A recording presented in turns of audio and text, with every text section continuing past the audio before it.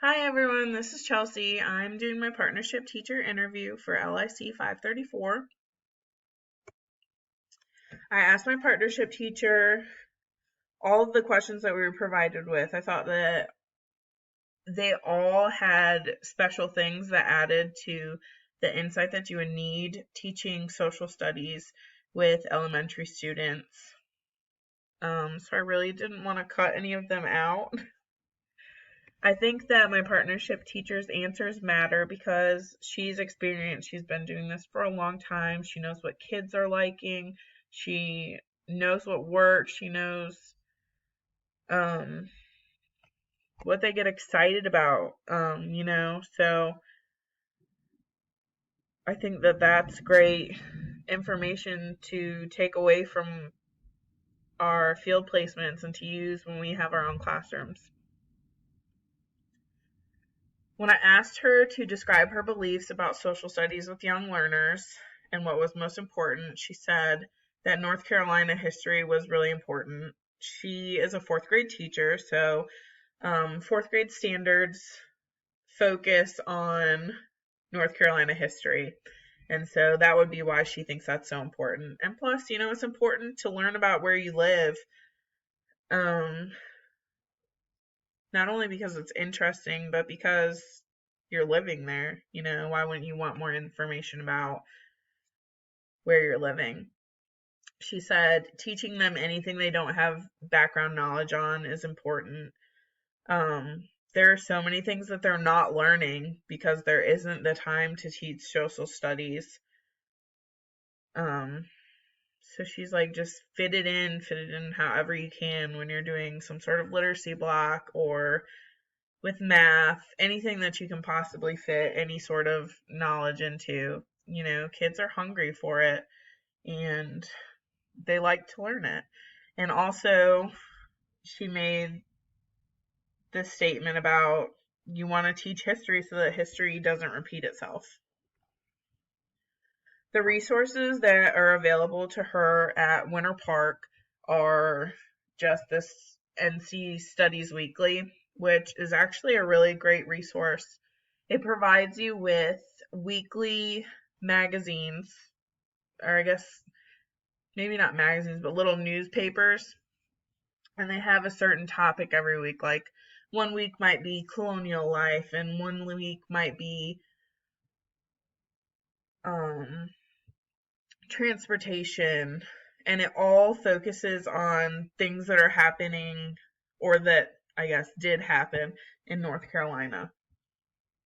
And so she uses unpacked standards from the DPI website. She loves Discovery Ed, and she uses the internet to find links to different videos on YouTube or other resources that maybe have pictures and things like that to help find different activities for planning and teaching.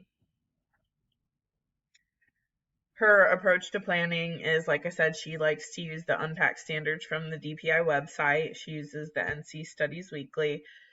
And she says that one of the most important things is to keep things in chronological order.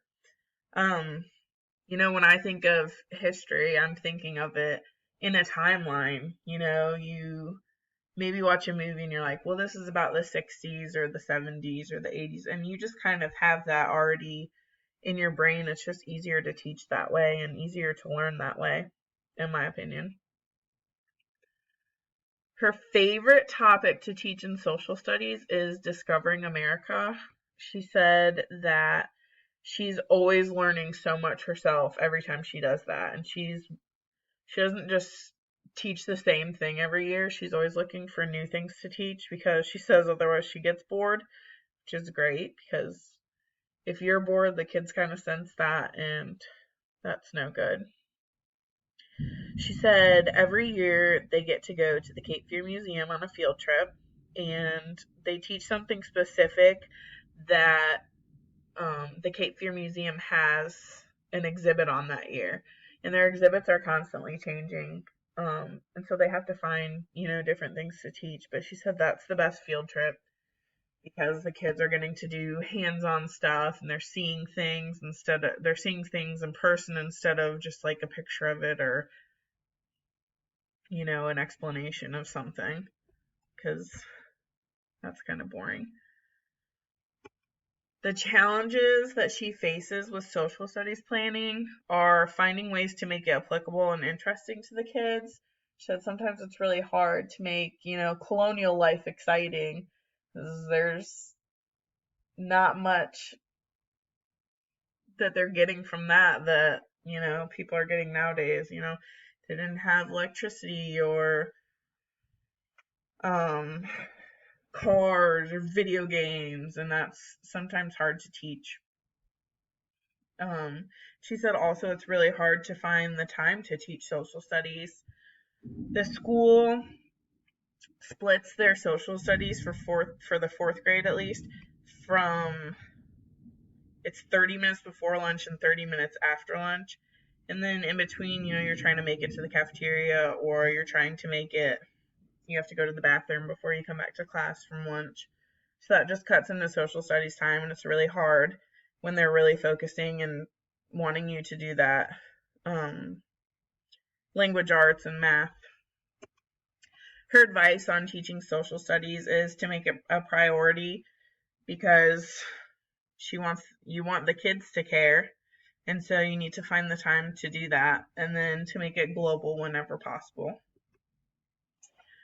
I think what I'm going to take away from this interview is that I really want to make the time to teach social studies in my classroom and to make it interesting and exciting, and hope that kids want to learn about social studies instead of thinking it's boring or not important.